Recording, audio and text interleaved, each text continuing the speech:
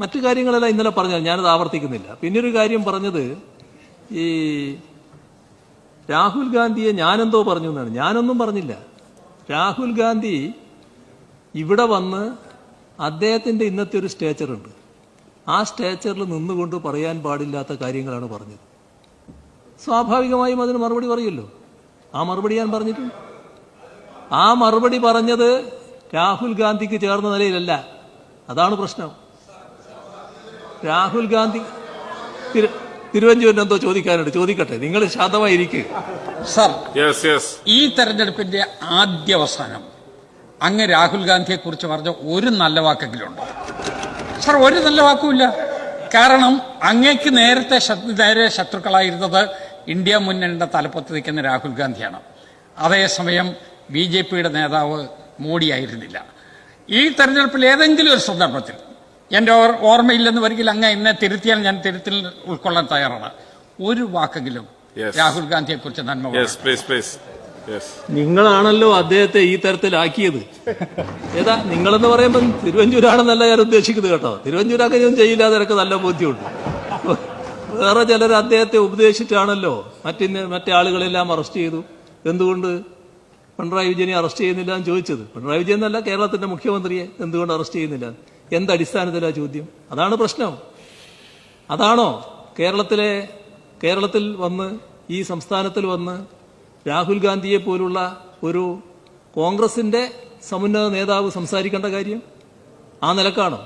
അപ്പൊ അതിന് സ്വാഭാവികമായും മറുപടി പറയല്ലോ. ആ മറുപടി പറഞ്ഞിട്ടുണ്ട്. അതാണ് ഉണ്ടായിട്ടുള്ളത്. പിന്നെ അദ്ദേഹം സ്വീകരിക്കുന്ന നിലപാടുകളെ കോൺഗ്രസ് രാഷ്ട്രീയത്തിന്റെ ഭാഗമായി കാണാൻ ഞങ്ങൾക്ക് സാധിക്കും. ആ കാര്യങ്ങൾ ഞങ്ങൾ അങ്ങനെ തന്നെ കാണും. അത് വേറെ. പക്ഷെ അതെല്ലാവരും വന്നത് ഇത് തെരഞ്ഞെടുപ്പ് രംഗത്ത് ഇത്തരമൊരു നിലപാട് ആർക്കാണ് ഗുണകരമായിട്ട് വരിക?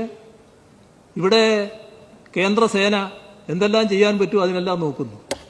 അതിന് ചൂട്ടുപിടിക്കാനാണല്ലോ നിങ്ങൾ ശ്രമിക്കുന്നത്. ആ ചൂട്ടുപിടിച്ചുകൊണ്ടിരിക്കുന്ന നിങ്ങൾക്ക് എണ്ണയൊഴിച്ചു തരുന്ന പണി അദ്ദേഹം ചെയ്യാൻ പാടില്ലല്ലോ ഇവിടെ വന്നിട്ട്. അതാണ് ഞാൻ ഉദ്ദേശിച്ചത് അദ്ദേഹത്തെക്കുറിച്ച് വിമർശിക്കുമ്പോൾ. ആ വിമർശനം സ്വാഭാവികമാണ്. ആ വിമർശനം ഉയർത്തിയിട്ടുണ്ട്. അത് ഉയർത്തേണ്ടി വന്നതാണ്. അത് സ്വാഭാവികമല്ലേ. പിന്നെ നിങ്ങൾ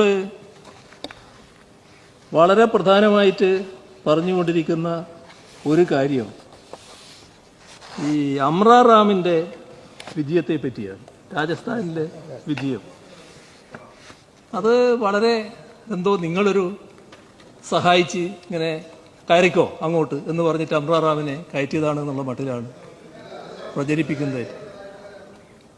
ഇപ്പോൾ ഇന്ത്യ മുന്നണിയുടെ ഭാഗമായി അവിടെ CPIM പ്രവർത്തിക്കുകയാണ്. അതിൽ CPIM സ്ഥാനാർത്ഥി അമ്രാർ റാമിന് അവിടുത്തെ കോൺഗ്രസ്സുകാരും വോട്ട് ചെയ്തിട്ടുണ്ട് എന്നുള്ളത് സത്യമാണ്. പക്ഷേ പല മണ്ഡലങ്ങളിലും കോൺഗ്രസ് ജയിച്ചതും CPIM വോട്ട് കിട്ടിയിട്ടാണ് എന്നതും മറക്കരുത്. നിങ്ങൾ ചിരിക്കുന്ന കാര്യങ്ങൾ അറിയാതെയാണ്. ഇനി അന്നേരം നിശബ്ദത പാലിച്ചിട്ട് കാര്യമില്ല കേട്ടോ. ഇപ്പൊ ചിരിച്ചാൽ അതിന് പിന്നെ ദുഃഖിക്കേണ്ടി വരും. ഞാൻ പറയാൻ പോകുന്ന എല്ലാ കാര്യങ്ങളും കേട്ടോളൂ. ഇപ്പൊ CPIM ശക്തി കേന്ദ്രമാണ് കർഷക സമര കേന്ദ്രമായ സിക്കർ. ഇതെല്ലാവർക്കും അറിയാവുന്ന കാര്യമാണല്ലോ. ആ കർഷക സമരത്തിൽ CPIM വഹിച്ച പങ്കെന്താണ്, കർഷക സംഘടന വഹിച്ച പങ്കെന്താണ്, ഇടതുപക്ഷം വഹിച്ച പങ്കെന്താണ് എന്ന് എല്ലാവർക്കും അറിയാലോ. ഐതിഹാസികമായ കർഷക സമരം നടന്ന ഭൂമികയാണത്. ഇപ്പൊ നിങ്ങൾ പറയുന്ന ഈ അമ്രാർ റാം അവിടുത്തെ പാർട്ടിയുടെ സംസ്ഥാന സെക്രട്ടറിയും പാർട്ടി കേന്ദ്ര കമ്മിറ്റി അംഗവുമാണ്. ഈ ഐതിഹാസികമായ കർഷക സമരത്തിന് നേതൃത്വം നൽകിയ നേതാവാണ് അമ്രാർ റാം. ഉജ്ജ്വലമായ പോരാട്ടമാണ് അദ്ദേഹത്തിന്റെ നേതൃത്വത്തിൽ അവിടെ നടന്നിട്ടുള്ളത്. അതിൻ്റെതായ പിന്തുണ വലിയ തോതിൽ ജനങ്ങളുടെ ഭാഗത്തുനിന്നുണ്ടായി. ഒരു വർഷക്കാലം നീണ്ടുനിന്ന കർഷക സമരം, അതിൻ്റെ മുന്നണി പോരാളിയായിരുന്നു അദ്ദേഹം. 4 തവണ ജയിച്ച് കയറിയിട്ടുണ്ട് കേട്ടോ. പാർലമെന്റിലേക്കല്ല, നിയമസഭയിലേക്ക്. ആരെയൊക്കെയാണ് തോൽപ്പിച്ചത്? കോൺഗ്രസിനെയും BJPയെയും. അതാണ് അമ്രാർ റാം. അത് നിങ്ങൾ മറക്കരുത്. സിക്കാർ മണ്ഡലത്തിലെ സിക്കാർ മണ്ഡലത്തിലെ ദോഡിൽ നിന്നാണ് അദ്ദേഹം MLA ആയത്. ഈ അമ്രാറ കേൾക്ക് ഇരുന്ന് പറഞ്ഞതുകൊണ്ട് ഈ പറയാൻ പോകുന്നതൊന്നും ഇല്ലാതാവില്ലല്ലോ. നിങ്ങളിങ്ങനെ ഇരുന്ന് പറഞ്ഞതുകൊണ്ട് ഞാൻ പറയാൻ പോകുന്ന കാര്യങ്ങൾ ഇല്ലാതാകാൻ പോകുന്നില്ലല്ലോ. 2014, 2019 വർഷങ്ങളിൽ BJP ജയിച്ച മണ്ഡലമാണ് സിക്കർ. ഈ പറഞ്ഞ സിക്കർ കഴിഞ്ഞ തവണയും അതിനു മുന്നിലത്തെ തവണയും BJP ആണ് ജയിച്ചത്. ഇത്തവണ CPIM വിജയിച്ചു. അതിന്റെ പശ്ചാത്തലം ഇടതുപക്ഷത്തിന്റെ നേതൃത്വത്തിലടക്കം നടന്ന എല്ലാവരും കൂടി ചേർന്ന കർഷക സമരം കൂടിയാണ്. അതിന്റെ സമുന്നതനായ നേതാവുമായിരുന്നു അമ്രാറ. ഇപ്പൊ അവിടുത്തെ അവസ്ഥ പരിശോധിച്ചാൽ പല അസംബ്ലി മണ്ഡലങ്ങളിലും CPIM ഒറ്റക്ക് മത്സരിച്ചൊരു പ്രദേശമാണ്. 2023 നിയമസഭാ തെരഞ്ഞെടുപ്പിൽ സിക്കർ ലോക്സഭയിൽ ഉൾപ്പെടുന്ന ദോദ് അസംബ്ലി മണ്ഡലത്തിലെ വോട്ടിന്റെ കണക്കൊന്ന് നോക്കാമോ? തൊട്ടു മുമ്പിൽ BJPയുടെ ഗോവർദ്ധൻ വർമ്മ 85,543 വോട്ട് നേടി വിജയിച്ചു. 42.3% വോട്ട്. CPIMന്റെ പേമ റാം 72,165 വോട്ട് നേടി പരാജയപ്പെട്ടു. രണ്ടാമതെത്തി. എത്രയാ ഒറ്റക്ക് നേടാനായത്? CPIMന് 35.69% ആ മണ്ഡലത്തിൽ. BSP അല്ല, നിങ്ങളെ കാര്യം ഞാൻ പറയുന്നുണ്ട്, നിങ്ങളെ പാർട്ടിയുടെ കാര്യം ഞാൻ പറയുന്നുണ്ട്. മൂന്നാമതെത്തിയത് കോൺഗ്രസ് സ്ഥാനാർത്ഥിയാണ്. മൂന്നാമതെത്തിയ കോൺഗ്രസ് സ്ഥാനാർത്ഥി ജഗദീഷ് ധനോഡിയ എത്രയാ വോട്ട്? 34,487. 17.05%. കേട്ടാ? എന്നാൽ നിങ്ങൾ ഓർത്തു നോക്ക്, അന്ന് കോൺഗ്രസ് ഇടതുപക്ഷത്തിന് പിന്തുണ നൽകുകയോ എന്തെങ്കിലും ധാരണ ഉണ്ടാവുകയോ ചെയ്തിരുന്നുവെങ്കിൽ അവിടെ BJP ജയിക്കില്ലായിരുന്നു, ഇത് രണ്ടും കൂടിയാൽ. പക്ഷെ അവിടെ മികച്ചു നിൽക്കുന്നത് CPM ആണ്, അത് മറക്കണ്ട. 2018 CPIM രാജസ്ഥാനിൽ ഒറ്റക്ക് മത്സരിച്ച് 2 സീറ്റ് നേടി. ഒറ്റക്ക് മത്സരിച്ചാണ് 2 സീറ്റ് നേടുന്നത് CPIM. അത് ബാദ്ര മണ്ഡലത്തിൽ ബൽവാൻ പുനിയയും ദുംഗാഗാർഹിൽ ഗിരിധർ ലാൽ മാഹിയും വിജയിച്ചത് കോൺഗ്രസിനെയും BJPയെയും പരാജയപ്പെടുത്തിയാണ്. അവിടെ CPIM ഒറ്റക്ക് മത്സരിച്ച് തന്നെയാണ് ഈ വിജയം നേടിയിട്ടുള്ളത് പലയിടത്തും. 2023 ഇത് 2018 കേട്ടോ. 2023 ഇവർ പരാജയപ്പെട്ടത് CPIMന് വോട്ട് കുറഞ്ഞതുകൊണ്ടല്ല. അവരെ വോട്ട് അങ്ങനെ, CPIMന്റെ വോട്ട് അങ്ങനെ തന്നെ നിലനിർത്താൻ കഴിഞ്ഞു. പക്ഷേ കോൺഗ്രസ് ലഭിച്ചിരുന്ന വോട്ട് മറഞ്ഞുപോയി, BJPക്ക് കിട്ടി. അങ്ങനെയാണ് ഇവർ പരാജയപ്പെടുന്നത് 2023. ഇപ്പോൾ ബൽവാൻ പുനിയ 2018 ജയിച്ച ബാദ്ര നിയമസഭാ മണ്ഡലത്തിലെ 23 കണക്ക് നോക്കാം. 2018 നിയമസഭാ തെരഞ്ഞെടുപ്പിൽ 82,204 വോട്ടുകൾ നേടിയാണ് CPIMലെ ബൽവാൻ പുനിയ ബാദ്രയിൽ വിജയിച്ചത്. അവിടെ മുൻ MLA ആയിരുന്ന BJP സ്ഥാനാർത്ഥിയാണ് അന്ന് ആ സ്ഥാനാർത്ഥിയാണ് ബൽവാൻ പുനിയ പരാജയപ്പെടുത്തിയത്. BJP സ്ഥാനാർത്ഥി 59,051 വോട്ട്, കോൺഗ്രസ് സ്ഥാനാർത്ഥി 37,574 വോട്ട്. ഇതായിരുന്നു ആ വോട്ടിംഗ് ഫിഗർ. 2023 തെരഞ്ഞെടുപ്പ്, ഇത് 2018 ഞാൻ പറഞ്ഞത്. 2023 അത് ബലാബലം CPIMഉം BJPയും തമ്മിലാണ്. കഴിഞ്ഞ തവണത്തെ അതേ സ്ഥാനാർത്ഥികൾ 2 വോട്ടിന് രംഗത്തിറങ്ങി. CPIM സ്ഥാനാർത്ഥി ബൽവാൻ പുനിയ തന്റെ വോട്ട് വീതം 1,01,616 ഉയർത്തി. നേരത്തെ 82,204 വോട്ടായിരുന്നു. അതാണ് 1,01,616 ഉയർത്തിയത്. 20,544 വോട്ടുകൾ അധികം നേടി.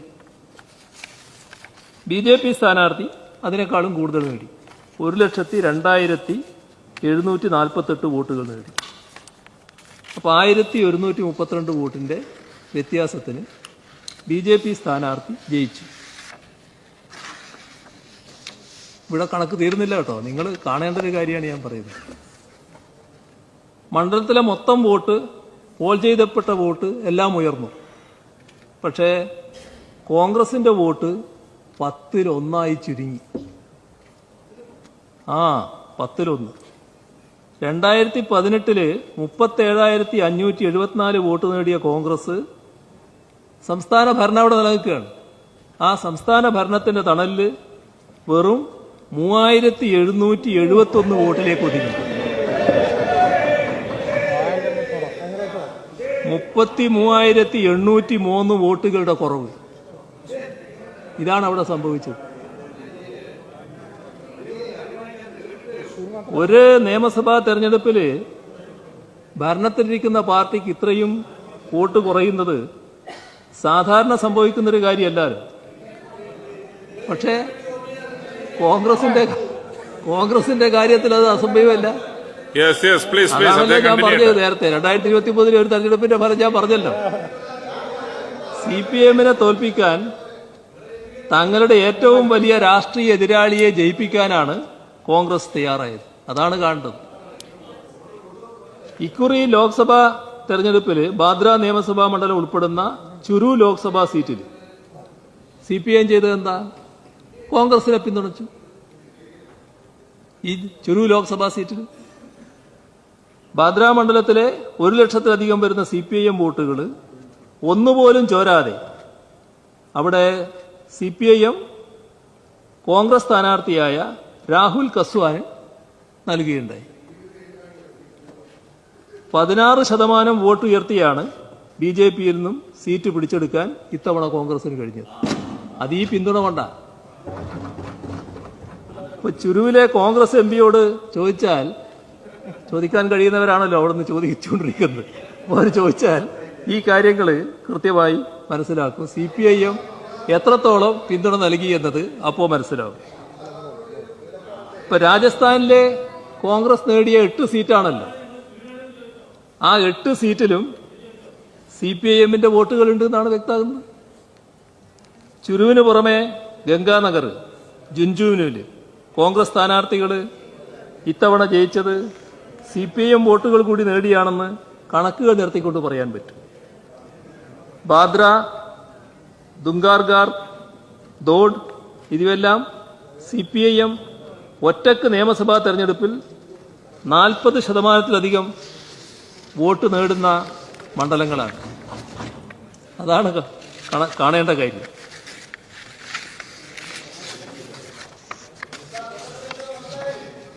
ദന്താരാംഗാർ, റൈസിംഗ് നഗർ, ലക്ഷ്മൺഗാർഗ്, സിക്കർ ഹനുമാൻഗാർഗ് മുതലായ മണ്ഡലങ്ങളിൽ 20-30% വോട്ട് ലഭിക്കുന്നുണ്ട് CPIM-ന്. അതിന് താഴെയുള്ളതുണ്ട് 10% വോട്ട് നേടുന്ന വേറെയും അരണസൻ മണ്ഡലങ്ങളുണ്ട്. ഇപ്പോൾ 2018 CPIM ജയിച്ച ദുംഗാർഗാർഗ് ഉൾപ്പെടുന്നത് ബിക്കാനീർ ലോക്സഭാ മണ്ഡലത്തിലാണ്. CPIM 72,000-ലധികം വരുന്ന വോട്ട് കോൺഗ്രസിന് അവിടെ നൽകി. 10% വോട്ട് കോൺഗ്രസിന് ഉയർത്താൻ പറ്റി. പക്ഷേ പരാജയപ്പെട്ടത് നിങ്ങളെ പാർട്ടിക്കകത്ത് തന്നെയുള്ള ചില ആഭ്യന്തര പ്രശ്നങ്ങൾ കാരണമായിരുന്നു. അപ്പോൾ കാണേണ്ടത് എന്താ? ഒരു പൊതു രാഷ്ട്രീയ മുന്നണിയുടെ ഭാഗമായിട്ടാണ് രാജസ്ഥാനിൽ മത്സരം നടന്നത്. അത് പൊതു ശത്രുവിനെ തോൽപ്പിക്കാനാണ്. പരസ്പരം വോട്ട് വാങ്ങിയും കൊടുത്തുമാണ് ആ മുന്നണി പ്രവർത്തിച്ചിട്ടുണ്ടാകുക, ആ യോജിപ്പ് പ്രവർത്തിച്ചിട്ടുണ്ടാകുക. അതിനുശേഷം രാഹുൽ ഗാന്ധി ജയിച്ചാണ് ഈ സിക്കാറിൽ അമ്രാർ റാം ഇങ്ങനെ ജയിച്ചു വന്നത് നിങ്ങളെപ്പോലെയുള്ള ആളുകൾ പറയാന്ന് പറയുന്നത്. അപ്പുറം പറയുന്നത് ഞാൻ പറയുന്നില്ല, പക്ഷെ അങ്ങനെ നിങ്ങൾ പറയാൻ പാടുണ്ടോ?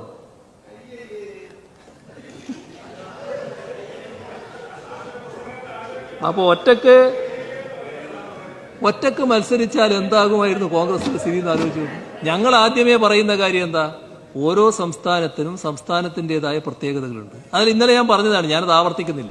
ആ പ്രത്യേകതകൾ മനസ്സിലാക്കിക്കൊണ്ടുള്ള തെരഞ്ഞെടുപ്പ് ധാരണകളും കൂട്ടുകെട്ടുമാണ് വേണ്ടത്.